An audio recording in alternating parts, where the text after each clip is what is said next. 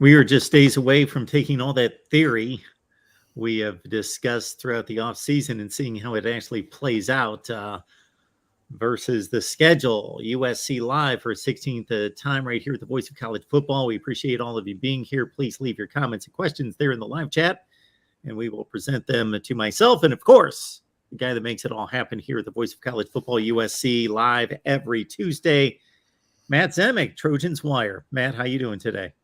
I'm doing great because it's closer to football season. And, of course, it's a game week for other schools across the country. So got to love it. It's a Saturday that the first thing that comes to mind in regards to watching the games that I'm going to be watching is that these are games that I would not watch otherwise during the season. not that I wouldn't enjoy them at other times in the season, but there's just not time to watch them. I'm not going to be watching Illinois and Wyoming play when there's 8 highly ranked teams playing at the same time, something like that. So I just don't have the time to choose that game. But on this Saturday, it's a lot like last year. It's a lot like last year. Why would you watch a USC game? When there were actually real teams of consequence playing. Yes. It's the same thing. Yeah. There would have been something wrong with you if you were tuning into USC Arizona at 7 Eastern while, Ohio State and Wisconsin were playing, so that's absolutely. There would be a screw loose if Mark Rogers was watching 2021 USC and Clay Helton muddle through to 4-8. USC was irrelevant. So. Yeah. But on week 0, everyone, Vandy is going to be a priority. Vandy at Hawaii is going to be a priority. Yep. It's beautiful. It's beautiful.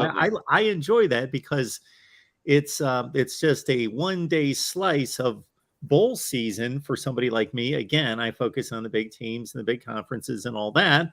I love Group of 5 football, but I just don't have time to watch too much of it unless maybe a Thursday or Friday night. A little bit of it. Then bowl season, you get those exclusive TV windows, and you get to see the Sun Belt and the MAC and the other conferences compete. So it's fun. Well, let's focus on USC, of course. And again, I remind everyone to leave your comments and questions there in the live chat, and we will have a preview on the season and, of course, focusing on Rice in particular next week. Matt, you had tweeted out quite the tease to our various Twitter followers for yourself and I.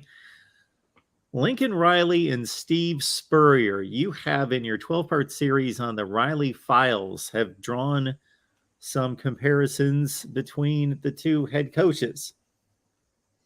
Absolutely. And when you think about it, so Keegan Renault, pointed that out on the Riley Files. And I thought, hey, that comparison works. It works on several levels. And one thing that's kind of underneath the surface here that we're going to, bring up now here on the Voice of College Football is that those are different dudes, right? They're different kinds of cats. They think differently from the crowd, from the conventional wisdom. We remember, among many other things, that Steve Spurrier prided himself on working smarter, not harder. That is like the Spurrier brand. I'm going to go out to the golf course and get my 18 in. I'm not going to let football dominate my life. I'm just going to be really good when I'm actually coaching football. And that would get under the skin, of football lifers. And of course, we saw that in the NFL. And of course, we know the NFL didn't work out well for Spurrier, but he ribbed Jim Haslett of the New Orleans Saints with that particular comment. But it's been a theme throughout his career that I'm going to be the smartest guy on the field. I know more than you do, and I'm going to outwit you. I'm going to outflank you. And so in Lincoln Riley, he's not as brash, of course, as Spurrier is, and he's not the jokester that Spurrier is and was. So that's not a comparison. But in terms of thinking creatively and doing things differently from the rest of the competition and priding himself on being different, you see that. And one of the underlying themes of the Riley Files, and in terms of comparing Lincoln Riley to Brent Venables at Oklahoma, Brent Venables is an old school coach. He's much more cut from that traditional cloth. And that's another reason that the Oklahoma boosters and donors have really embraced him, because he's part of that old time religion, pass rush, defense, physicality. Not that Lincoln Riley didn't, desire physicality, but it's just not front and center with him. With Lincoln Riley, it's more about the mastermind, the chalkboard genius. And that's a very clear connection to Steve Spurrier. Now, what makes this even spicier, before I let you come in with a few follow-ups, Mark, is that, Steve Spurrier Jr. was on the staff at Oklahoma. And of course, Bob Stoops, hired Lincoln Riley, but was the understudy to Spurrier. He worked for Spurrier on the 1996 Florida Gators as Spurrier's defensive coordinator. So you have Bob Stoops positioned right in the middle of these two men in terms of eras. Elevated his stature at Florida under Spurrier, but then welcomed in Lincoln Riley and also had Steve Spurrier Jr. on staff. Really fascinating to explore just what Bob Stoops thinks about Steve Spurrier and Lincoln Riley. Get him in a room or have him over for dinner. What would Bob Stoops say in terms about the connections between Steve Spurrier and Lincoln Riley? That's really fascinating. That would be a great thing to explore. But, just in general, at the Riley Files, at Trojans Wire, that whole notion of Lincoln Riley and Steve Spurrier having a lot in common, I think it sticks. It's a comparison which really works.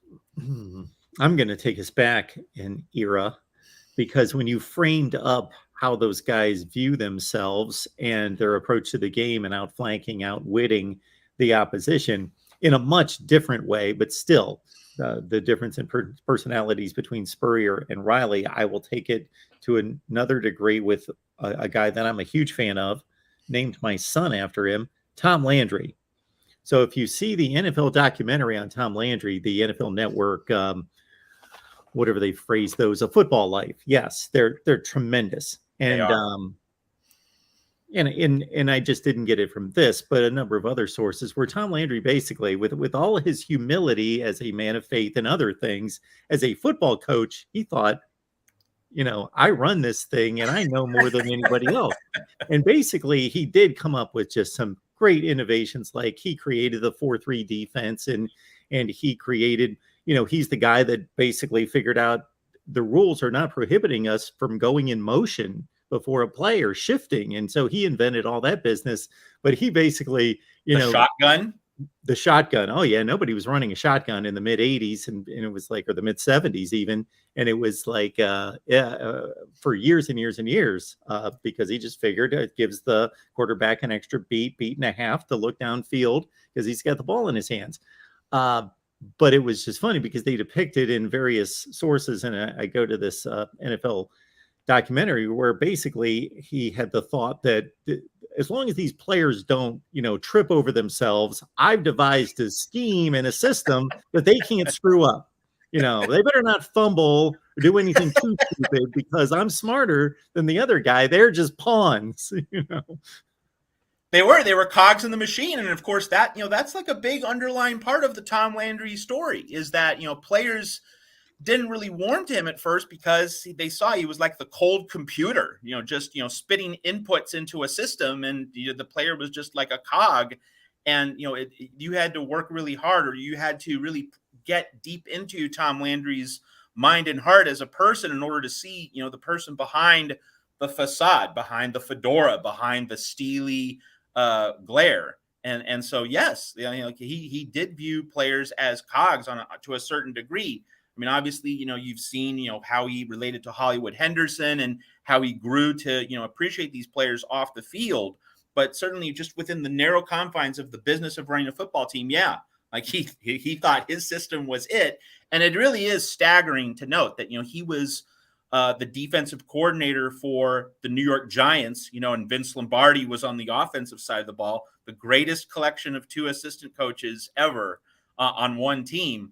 But so he was, an extremely successful defensive coordinator in the late 50s in New York.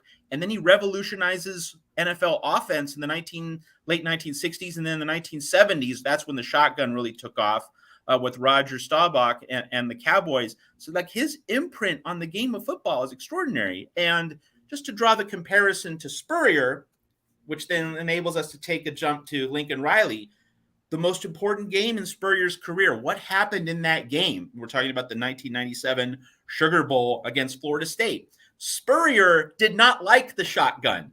It was kind of like his own Nick Saban moment. Is this what we want football to be? Nick Saban, bristling at the way football was evolving, but Saban was willing to adjust. Like, he didn't like it, but he was willing to adjust and do what it took to win. So Spurrier had that moment in the 1997 Sugar Bowl. He went to the shotgun. He didn't do that much in the late regular season game from 1996 against the Seminoles when Raynaud Wilson and Peter Boulware were crushing Danny Werfel from each side.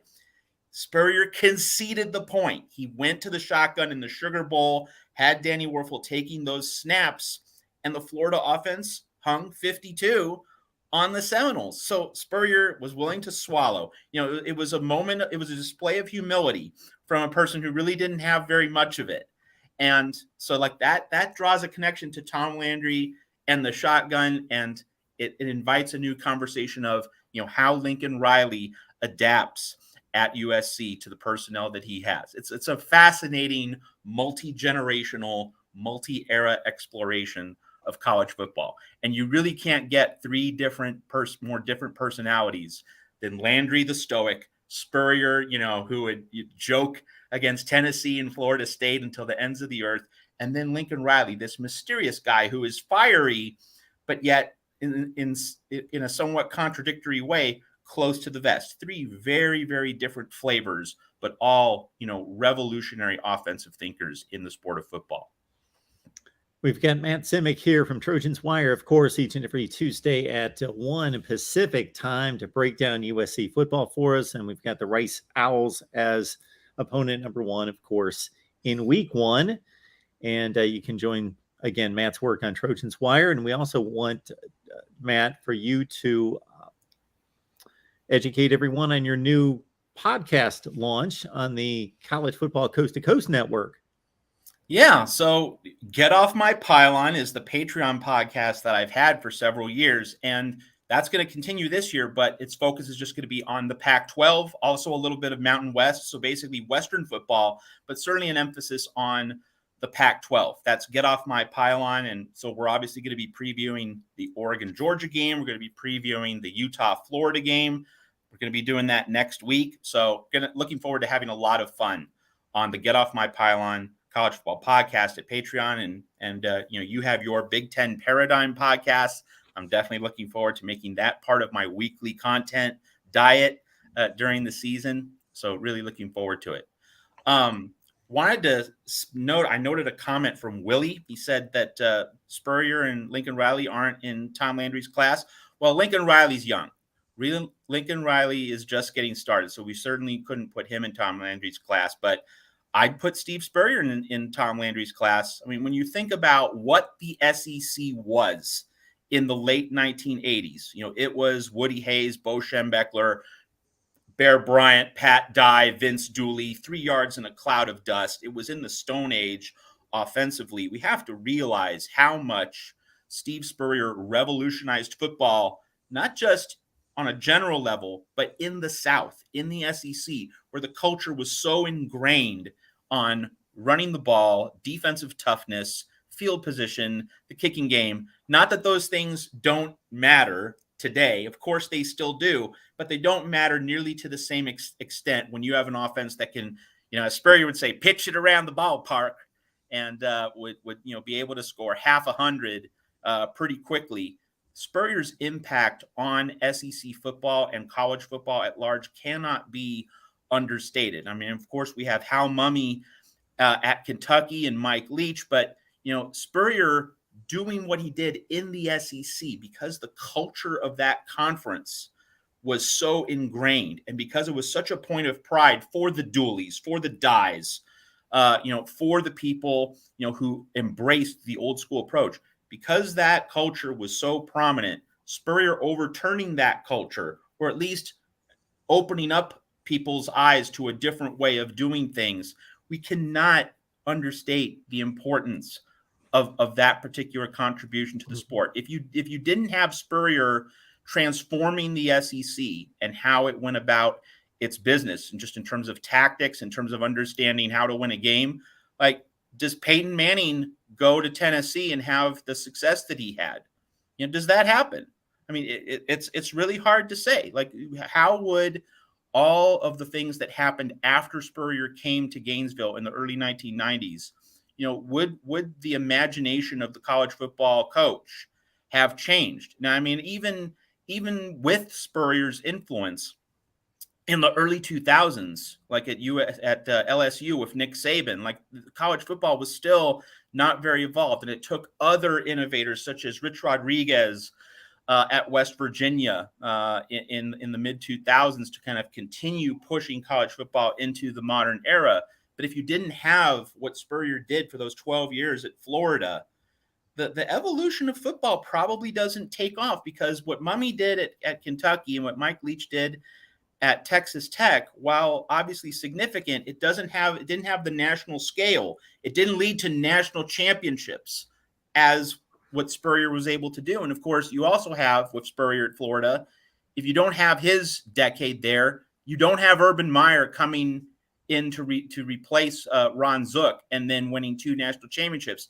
If Florida doesn't have that standard and that identity established by Spurrier, Meyer's not able to come into Gainesville and do what he did. So Spurrier's influence on college football in general, and the SEC in particular, that does put him in Tom Landry's class, I would say, in terms of reach and influence and transformation through a career of football innovation. I'm going to fall a bit short of putting Steve Spurrier's in Tom Landry's class for these reasons. One would be that I don't believe that Spurrier was necessarily on the cutting edge. So you framed his influence within the SEC. So that is all well taken, and I would confirm and agree with that.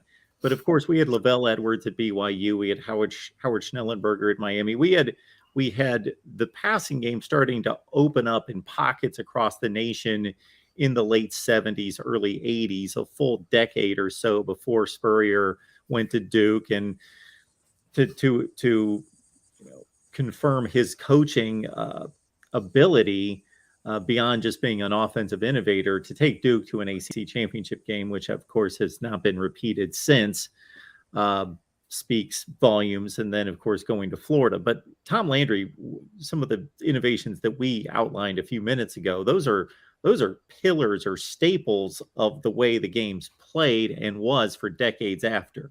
So, and then from a winning standpoint, just in regards to the NFL and being in that upper 2 or 3 for as long as that was sustained, versus Spurrier, of course, had extremely successful teams with a 1 national championship and an SEC power from the mid 90s, early 90s for a full decade there at Florida. I just don't see that as rivaling Landry's Cowboys.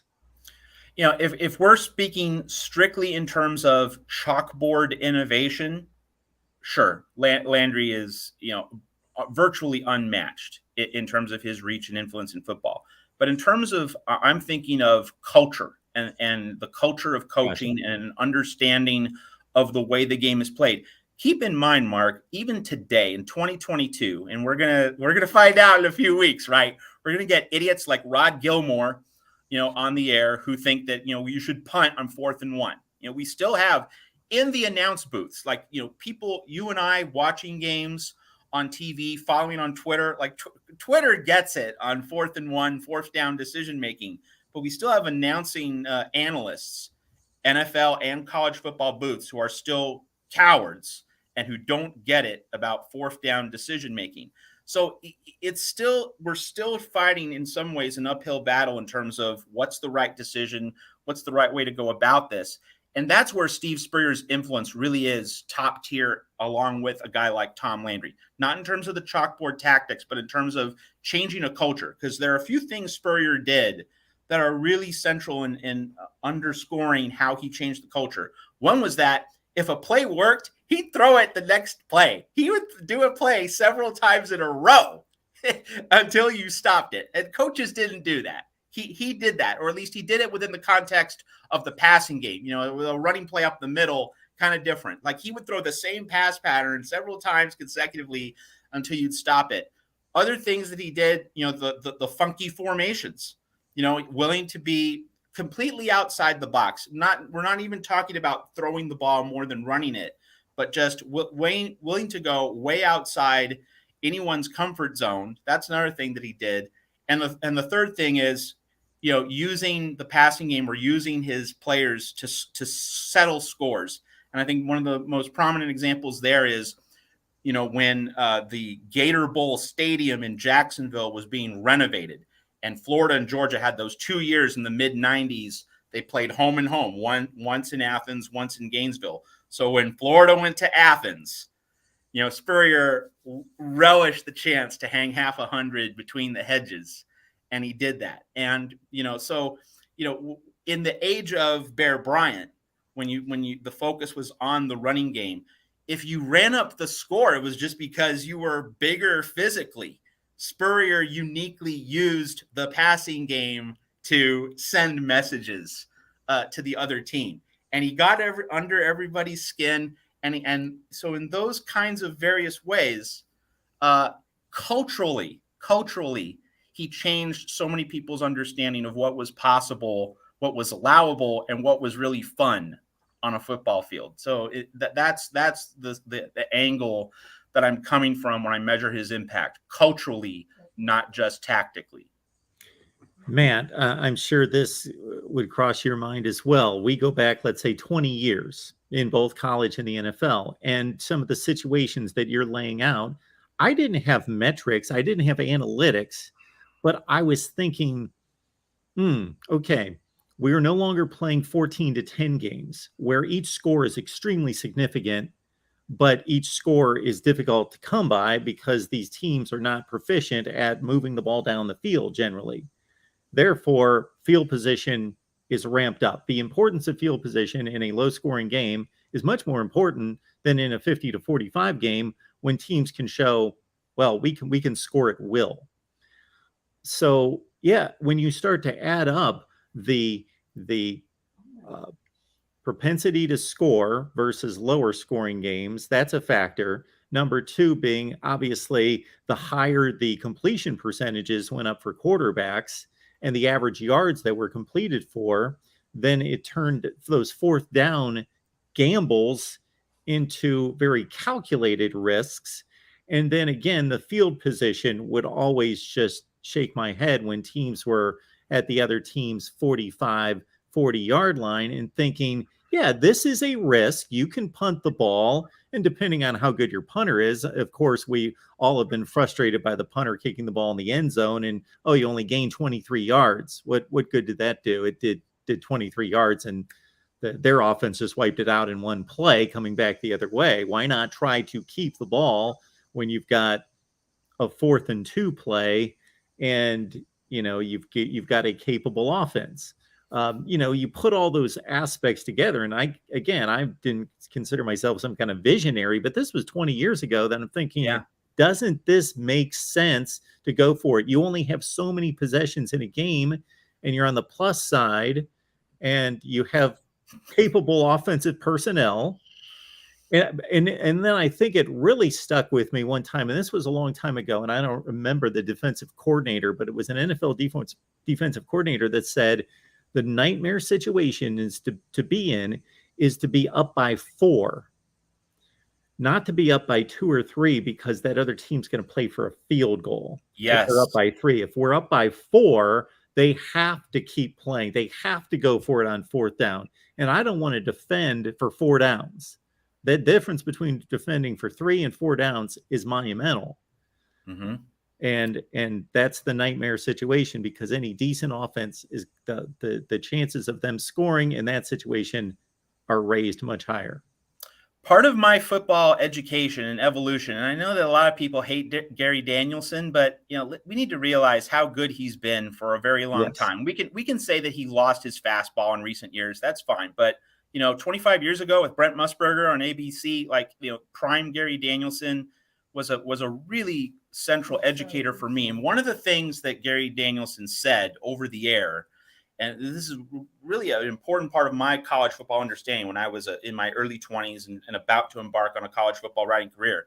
He said that, in the pros, when you get a one-on-one matchup between a cornerback and a wide receiver, you're dealing with two elite players at the NFL level. But in college, you'll get a much wider variance in the quality of matchup in those one-on-one battles, especially on the edges. So in college, you want to attack those one-on-one matchups if you see a significant advantage, and the weaker person in that matchup is not going to be able to keep up. Whereas in the NFL, you might win your share of battles, but that the other player is going to also win his share because he's still a really good pro caliber player. So Gary Danielson taught me about the importance of attacking matchups, and that's part of why Steve Spurrier's ability to pass the ball so relentlessly, his willingness to go to the same play over and over, until you could defend it. And one of his staple plays was the fade.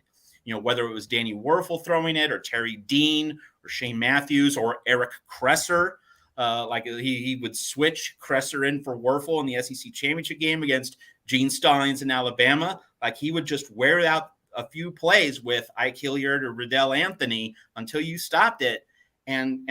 So when Gary Danielson said what he said, like, wow, he and Spurrier are really on the same wavelength there. And it's all part of, analytics was not a concept back then. But you look at things like the things that you were pointing out, like, why are you prizing the gaining of 23 yards on a punt?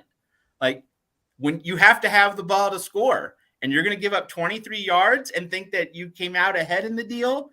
So there are all these kinds of concepts that are just, you don't need the word analytics to frame or shape the conversation. It's just observing what's going on, looking at the cost benefit analysis of each decision. These things should be so obvious. And yet there's that old entrenched mentality of, if you're going forward on 4th and 1, it's a gamble. Even if you have Caleb Williams, even if you have Jordan Addison, even if you have Travis Dye, no, that's not the gamble. The gamble is giving up the ball. That's the gamble. It's kind of like how we think of extremism, in various contexts. Is extremism wanting everybody to have health care, or is extremism being, the person who won't want to spend a dime on anything, like Ebenezer Scrooge? It really reshapes what we think of in terms of when we look at various concepts. But a gamble in football, the gamble is not showing faith in your offense on 4th and 1. Folks, leave your USC comments and questions there in the live chat. We will get to them. This is a bit of a different discussion. Of course, week 1 is next week, and we will be full throttle USC all the time on here. But this is what I consider breaking down that big Rice game. This is an intro. Yes. Like you had stated, I think this was originally a Josh Pate comment about can USC defeat food? Was that the statement that was made? But USC is going to eat, yes. So yes, if anybody's getting frustrated with the conversation, yes, we are full on USC here. We've done it for 16 weeks. Just check out the other shows, and obviously we want to address, but I don't see any comments or questions specifically to USC. But I'll make one other point here, and this isn't really a point. It's just another example that this was when Herm Edwards was coaching the New York Jets, and they were a good team, but they weren't a great team. They were a wild card type playoff team. They played a playoff game out at San Diego. I think this was in 2003 or 4, and they really played it too conservative. They missed a field goal. They went to overtime. The San Diego kicker at the time, I believe it was Nate Kading, had not missed kicks the whole season. Missed a kick that luckily for the Jets, they were able to capitalize despite their botching of the game management situation, and they lucked into a win. Based on a field goal kicker that hit 95%, missing a field goal. Very next week, the Jets go to Pittsburgh. They're driving down the field to win the game. They can win the game or they can tie the game. Now, in Pittsburgh, it's not San Diego. So it's, 21 degrees and the winds are howling, and they're driving down the field. And I see two statistics on the screen. One is that Curtis Martin has not fumbled in forever. like he's got the best fumble rate in the NFL. Number 2, Chad Pennington has never thrown a red zone interception in his career. I see these two statistics, and I'm watching the Jets move the ball down the field methodically against the Steelers. They get into fringe field goal range. Fringe. Howling winds, cold weather. They got a running back who never fumbles. They got the most efficient, risk-averse quarterback in the league. And what do you think they did? They tightened it up. We're just going to, we're going to set up this 49-yard field goal in this howling wind and put it on him to tie the game, not win the game. We just want to tie and go to overtime. Miss the kick, lose the playoff game.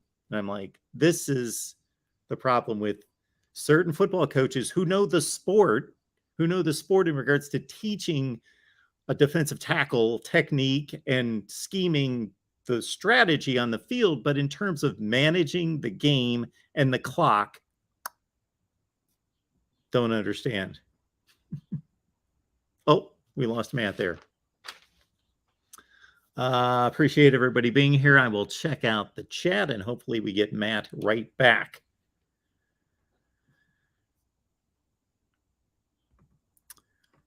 LBC Trojan and Tim Prangley and Tony Altimore are hosting our USC post-game show this year, and I am stoked about this. Had a conversation with them on the live stream last night on the Voice of College Football on our main channel, and they are going to knock it out of the park. I can already tell. I already know from listening to LBC Trojan, Rick, and Tim, and Tony, and these guys are phenomenal. They love USC. They're passionate about college football, and they will have a great time, and you will have a great time with USC post-game. And we will tell you more about that. But basically, just be here after every USC game, and you'll be able to check out. Listen to this lineup, Matt. We've got and welcome back, Matt. We got you. You're all set. Yep. So I don't know if you heard my conclusion, but basically, I knew where it was going. Yes. So you button it up at the 32-yard line to kick a 49-yard field goal to tie the game, to try to tie the game instead of trying to win the game with two of the more reliable offensive players in the league. It was the Mark Richt special. Yes. So, but we were letting everyone know that we will have USC postgame here at the Voice of College Football with our guy LBC Trojan. He's going to be there, but Tim Prangley and your buddy Tony Altimore.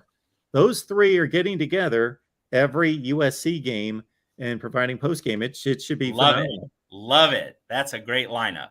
Fantastic. These guys were so fired up. We had them on for a few minutes last night to talk a little USC, introduce the show, and Tony's already built the, good-looking graphics and thumbnails. Of course. Beautiful. I'm like, you're going to make me look bad. Don't, calm down. You're going to outclass everybody else that we've got going here. So let's complete the circle on this larger conversation. Obviously, we took some detours, but with Lincoln Riley, then when we look at this upcoming season, let's not get too fixed on the mixture of run and pass. Let's look at situations and how Lincoln Riley adapts to them, because there are going to be some games where USC is just going to need to fling the ball around the park and score as many points as it can. But if the injury situation becomes a bigger deal, then USC will need to be more of a ball control team.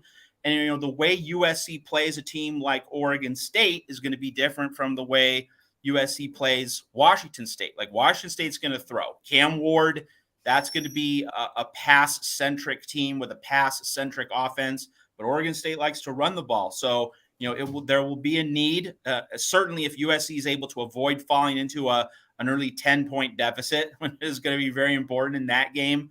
If USC can be at least on neutral footing early in the game, you will want to see USC run the ball so that the defense is rested and fresh and can go up against that Oregon State offensive line. But against Washington State, that's a game in which just scoring as much as humanly possible is going to be the better approach, so that if Cam Ward gets hot, USC will be able to have bigger numbers. One of my colleagues at Gannett, USA Today, the larger corporate umbrella, which is part of Trojans Wire, the College Wire network, he released his list of the top 10 running backs. Now, Travis Dye is a really good running back, but he's not on it. And that's not a verdict on Travis Dye. It's a verdict on the fact that, Caleb Williams is going to have the ball. And that should be the starting point for the USC offense under Lincoln Riley this season. So when we look at how Lincoln Riley is going to go about his business relative to, what we said about Steve Spurrier, Tom Landry, Lincoln Riley has an agile, supple offensive mind, and he's going to think not in terms of run, pass. He's going to think in terms of, hey, what's my line of attack? 2, do I need to control the ball and place an emphasis on keeping my defense fresh? And 3, just who has the hot hand? So those are the kinds of things that we should keep in mind when we talk about offensive tacticians, which really in many ways has been the theme of this show here at the Voice of College Football. Matt, we've got our guy Web Security asking about whether the Oregon to the Big Ten rumblings recently could be legit. Yeah, the very simple answer there is, of course, Oregon's going to want to make overtures. Like if Oregon's not making overtures, something's wrong up there at Oregon. The deeper reading of the situation is that, Phil Knight, this seems to be a Phil Knight move. He's pushing this as hard as he can, trying to make use of his influence at this latter stage of his life. But in terms of whether that fits what the Big Ten wants to do, that is a separate issue. Somebody also had commented in here just in general whether we believe that the Utah hype is justified in regards to Utah. And I'll jump on that one for Matt here, just in regards to, the Utah Utes are somewhere in that 7 to 8 range in the preseason polls. Of course, Cam Rising coming back at quarterback. And after he was inserted in the lineup, they only lost 1 game. So where do you stand on the Utah hype? You made the essential point, Mark, that, when we draw a comparison to USC history, we remember that Sam Darnold didn't come into the USC lineup until late September. It's exactly like Cam Rising replacing Charlie Brewer last year. So if we had assumed that Darnold had played the whole USC season in 2016, USC would have been better than 9-3, 11-1, at least 10-2. So, grading Utah along those same lines, we could add a few wins to the Utes. Like that San Diego State game.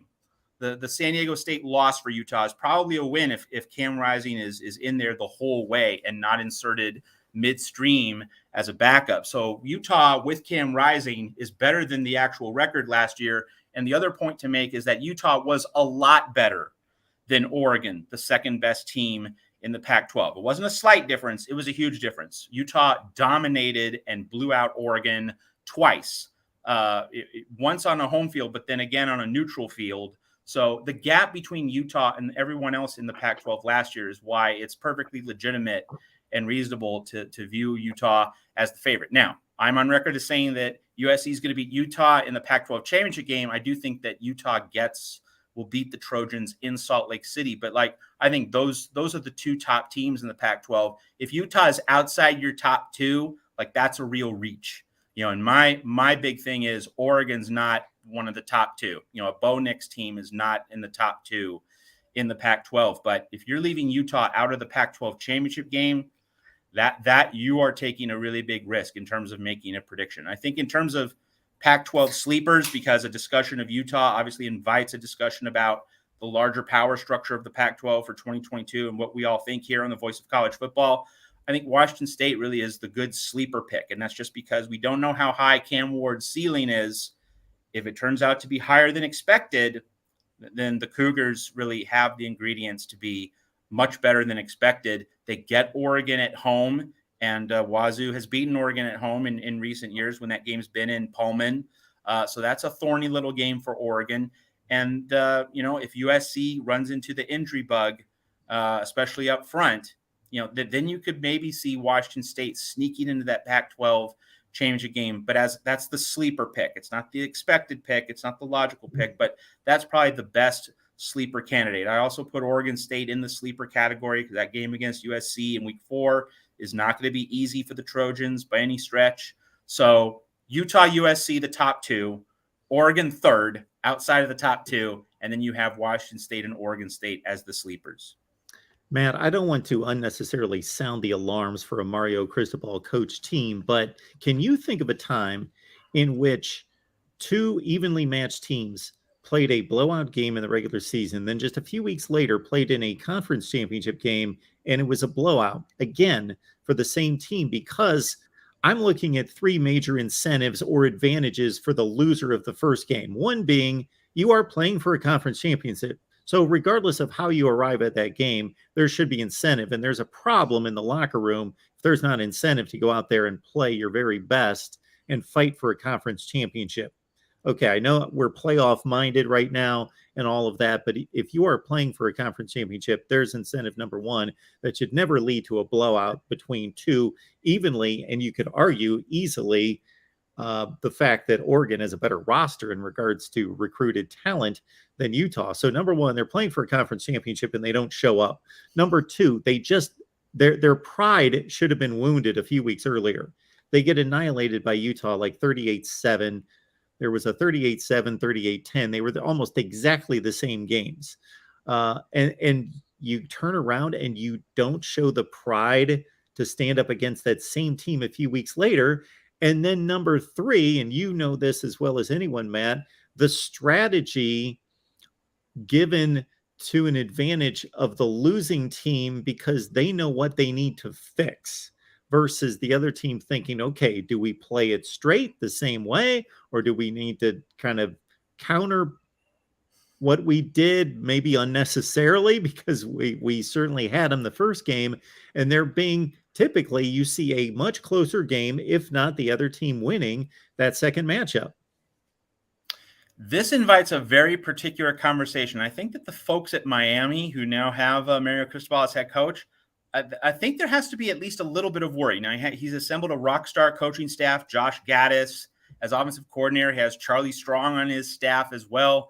And it does seem as though Miami is set up to do well. And I have Miami winning the ACC Coastal. But I have to admit, wow, that quarterback development under Mario Cristobal is a real problem. Because I don't know if any of you out there watching on the Voice of College Football have noticed, but Anthony Brown is tearing it up with the Baltimore Ravens in the NFL preseason. He's looked really good. My colleagues at DucksWire, are writing about that.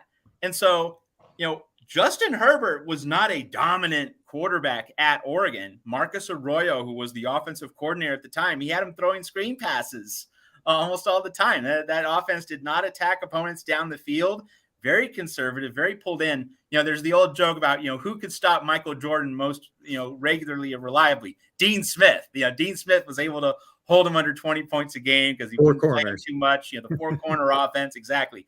So Mario Cristobal has stopped Justin Herbert and apparently Anthony Brown. But of course, whereas Dean Smith equipped Michael Jordan to be the best basketball player of all time, or certainly, in the top three, that kind of conversation, Mario Cristobal did not equip Anthony Brown to be good, or at least he didn't get much of anything out of Anthony Brown. He goes to the pros and, suddenly he gets a level of coaching that, unlocks his talents. And of course, Justin Herbert goes to the Chargers and, he immediately is just throwing these bombs all over the field. And you didn't see anything like that at Oregon. So that is a very fascinating plot point relative to Mario Cristobal and how Oregon developed its quarterbacks. And that does pretty neatly lead into, how is Kenny Dillingham going to develop quarterbacks in Eugene under Dan Lanning? Of course, Bo Nix is used to playing against Georgia and Kirby Smart's defense. So we get to see in week one how much he's learned. It's going to be fascinating.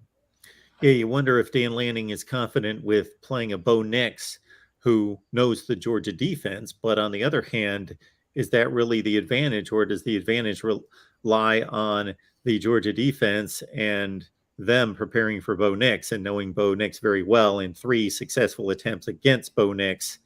The fact that Kenny Dillingham did coach Nix at Auburn, that's going to be a key. So in many ways, Kenny Dillingham is the person I'm going to be most interested in. How equipped does he have Bo Nix for the showdown against Kirby Smart? Because Bo Nix isn't going to do it by himself. Bo Nix needs a good plan. Enter Kenny Dillingham. Folks, we've done this 16 consecutive weeks. Matt Zemek, Trojans Wire. Get on over there to check out Matt's work. Again, Trojans Wire. And many of his posts also get posted to the Yahoo site. So we dropped one of those here in the live chat, and I'll drop that one again in case it's flown by you. But the Riley files are available as well, the 12-part series. And let's get to a question here from Robert. Robert, I believe, is following up on the Oregon conversation. And we know that Oregon would jump to the Big Ten. But how do you feel about the Big Ten's assessment of Oregon's value? Yeah, so Robert, good question. And, a few weeks ago when realignment talk was hot and heavy and it was really dominating the conversation before August camp began, I was looking at what John Wilner and John Canzano were saying, and the reportage that those two men have done and continue to do. They speak to either current or former Fox executives. They speak to media industry insiders. And one of the revelations, and again, this blew me away. I was not expecting it. I didn't think this was the actual reality of things. But one executive said that Stanford's media rights value per annum was $15 million more than Oregon. Now, so the Bay Area market, I guess, that would be a natural point of differentiation relative to the Portland market, and maybe just Stanford's prestige as a university and the kinds of things that Tony Altimore talked about with us, when we did our realignment show with him a month ago on the Voice of College Football. But I was very surprised. I was not expecting Stanford's valuation to clock in at $45 million a year and Oregon at 30. So the Big Ten is looking at valuation, but the values are not what you and I thought they were. So that is a particular piece of the puzzle. And one has to say, if Fox and the Big Ten wanted Oregon, if they really, really wanted Oregon and Washington and the Seattle market as well, wouldn't they have done it already? We have to ask ourselves those kinds of questions. Why hasn't this happened? Why haven't they done it? It's because they don't see the same level of value as they do for USC. And that's not me being mean or nasty as the editor of Trojans Wire, lording USC's value over everybody else. That's what the media industry insiders are saying. That's what the conferences are saying by their actions or lack thereof. It's not me. It's them. It's what the machinations in the actual industry are reflecting. If they wanted Oregon, they would have had Oregon. It's that simple. And you got to think, Matt, that it's not like taking the Big Ten by surprise that all of a sudden, we need to look over Oregon and Washington and get some kind of an evaluation on them. These things have been moving and circulating for years. So Absolutely. To a certain extent, you got to think they want to do their due diligence currently to have updated numbers and evaluations and completely grind it down. But, they have an assessment on these schools already. And I was thinking when it first was reported, okay, the Big Ten was offering a stretched handout to Oregon and Washington in regards to, hang on, we'll get back to you. They weren't denying them and obviously not accepting them. I was wondering if that Notre Dame component weighed into that. Were they saying, hold off to Oregon and Washington? We're wanting to see who Notre Dame wants paired with them, how they feel about it, and how the evaluations may change in regards to our distribution of money with or without Notre Dame. Absolutely. Like the Notre Dame is the first domino. It's the pillar. It's like the centerpiece of what the Big Ten would do if it did choose to expand beyond 16 teams. So that fundamental reality of waiting for Notre Dame, that is definitely a part of the puzzle. And, we talked about this a few weeks ago. NBC now getting a Big Ten Saturday night game. If you're Notre Dame, you're thinking, well, we're going to be either just before or just after NBC's Big Ten game of the week. We're going to be adjacent to a Big Ten broadcast. Why do we basically cross the street and have to go to a conference and share the revenue pie with other teams? So I think the odds of Notre Dame joining the Big Ten have gone down, and maybe the Big Ten could see that, since it's lined up a deal with NBC for a Big Ten game of the week on Saturday nights, the Big Ten could now say, you know what, we've made our chessboard such that Notre Dame's not likely to join. Maybe that creates a new opening for Oregon and Washington. Now, LBC Trojan, you asked, do you think Oregon and UW would accept a Big Ten invitation with a 50% payout for 4 years? Yes. And I don't think it's much of a close call. That is just 4 years. Then you're getting your full payments down the line. Let's realize that in 4 years, we're going to have a new college football postseason. The current playoff deal, 12-year deal, runs out at the end of 2025. And in 2027, 2028, we're likely to see Clemson probably move to the SEC. We're likely to see other movements when all of these grant of rights, exit fees, and penalties are much, much lower than they are right now. So yeah, you want your foot in the door with the Big Ten if you can get it, even if that means a little bit of short-term denial of revenues, because we know that the Big Ten and the SEC, they're the two Goliaths. And if you can get in one of those two silos, you do it, even at the reduced payout. I would say even if it was like 33% payout for 4 years, because you're playing the long game here. You want that lifeboat. You want to have the long-term security, the long-term anchor. So yes, if the Big Ten invites Oregon and Washington, or Oregon and Washington are going to accept. I mean, that's just the reality of the situation. It's kind of like the Big Ten offered USC all this money. Was USC going to turn that down? No way. It's very similar. Mark, you said it best. Oregon really wants the Big Ten, but we don't know if the Big Ten really wants Oregon. So if we envision a scenario in which the Big Ten does say, hey, Oregon, want to come? It's going to be very hard to imagine any kind of circumstance in which Oregon and Washington say no. Rick, we appreciate you being here at the Voice of College Football, our weekly USC show. How can the Trojans defense become a more solid tackling team? Well, I think they've already solved point number one, which is don't have a defense which is coached by Clay Helton and Todd Orlando. That's a really nice starting block. That's a good foundation.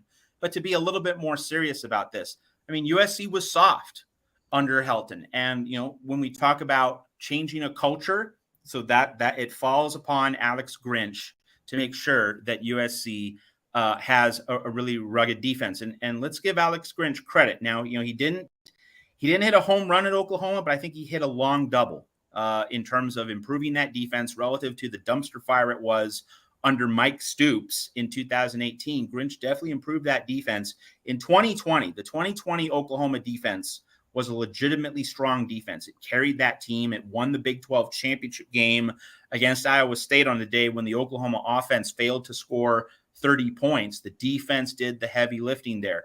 And so there are flaws in the Alex Grinch portfolio. We examined that in the Riley files. And by the way, all 12 episodes have been released. That series has run its course. But we have the archives at Trojans Wire. So you want to keep listening to that if you haven't unearthed some of the 12 episodes there. But we talked a lot about Alex Grinch, his successes, his failures, So Alex Grinch being able to find the formula at USC that he found with Oklahoma later in his career, especially in that 2020 season, that's what's going to get USC to be a better tackling team. Jumping off of that, it's worth noting that Kalen Bullock in the secondary has been one of the high risers at August camp. If you look at a guy who's really moved up the board in terms of, the most central and valuable Trojans, and 247 Sports has done a great job of reporting here. Shotgun Spratling, Chris Trevino, they deserve credit for their excellent coverage of USC football. They think that, in terms of talking to USC coaches, getting lots of input behind the scenes from the staff, they think that Kalen Bullock, has really made a mark in the secondary. And they also are saying that, the secondary, with Mekhi Blackman, Sierra Wright, who's become a real, much more of a leader than a lot of the coaches frankly expected. You're seeing some growth in the secondary. So that's a very encouraging note. In terms of, the problem or the biggest area of concern, it remains the defensive line. Like that's been consistent throughout the whole off season. It's still true now in August camp with Corey Foreman not being able to get much onto the practice field. Romello Height has also been injured to a degree. So that rush end position in particular, part of USC's defensive line. Like if you want to find the biggest, most central concern with the roster just before week 1 against Rice, that is it. Now, of course, against Rice, that's a game that the Trojans aren't going to lose. So in many ways, the season opener, not technically, but, unofficially, is that week 2 game against Stanford. it's going to be really interesting to see where Foreman and also Romello Height are in terms of their health, in terms of their comfort within the system, heading into that trip to the farm in Palo Alto in week 2 on September 10.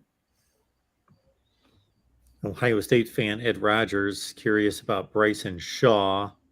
Everybody understand that we get limited information out of camp. We hear it out of the coaches and players' mouths more so than actually seeing and taking in the action ourselves and making determinations. It's more about who the players and coaches comment on. And of course, it's not going to be in any negative way. It's going to be strictly from a positive standpoint. But Bryson Shaw, of course, at Ohio State was the second or third leading tackler on the team, but pressed into a situation he was not quite prepared for. But I expect him to be a decent contributor for USC, but nothing spectacular. Yeah, Bryson Shaw, in terms of how the depth chart works out for USC's secondary, Shaw's in the mix for a starting spot. That's the general word, in that, the battles for positions, are still, evolving, and Shaw is part of that. Like, I haven't heard anything particularly negative about Bryson Shaw, or anything particularly alarming about Bryson Shaw, that like he's battling with the other top contenders for a starting position. So, just that general sense, I think that's pretty positive, that like he's holding his own, and the coaches are, they're not noticing anything overly concerning. Like when you talk to USC assistants, just reading the reportage as I have, following what other people are saying and other people are learning from attending practices, it's that, the defensive line is really the one thing that really has the coaching staff worried, about, players and a position group being behind the curve, not up to speed in time for, the big Pac-12 games of September, plus the Fresno State game as well. But in the secondary, the coaches are really feeling good about what people in at both the cornerback and safety positions are doing in camp. So I think that can generally mean that Bryson Shaw is doing what he's supposed to do at August camp.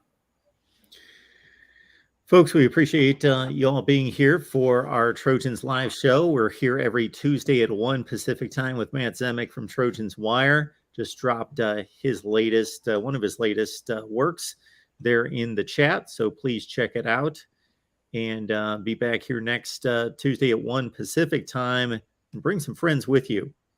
Yes, and I'd just like to mention, Mark, and I thank you again for having me on the Voice of College Football.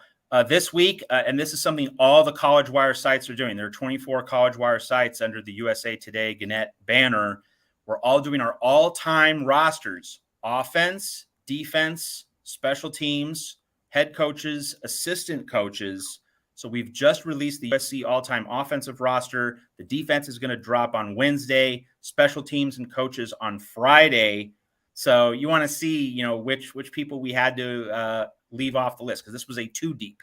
So, for example, at running back, you have to leave 3 Heisman Trophy running backs off your roster.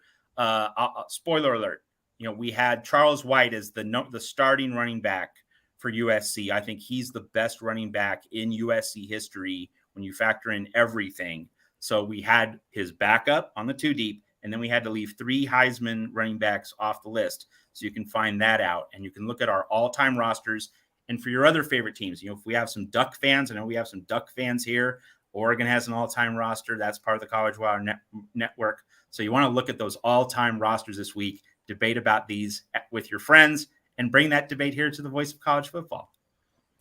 And again, you see it there on the banner right now. Matt has released a new podcast. It's going to be on the College Football Coast to Coast Network, as well as one that I will be releasing starting the first week of the season as well.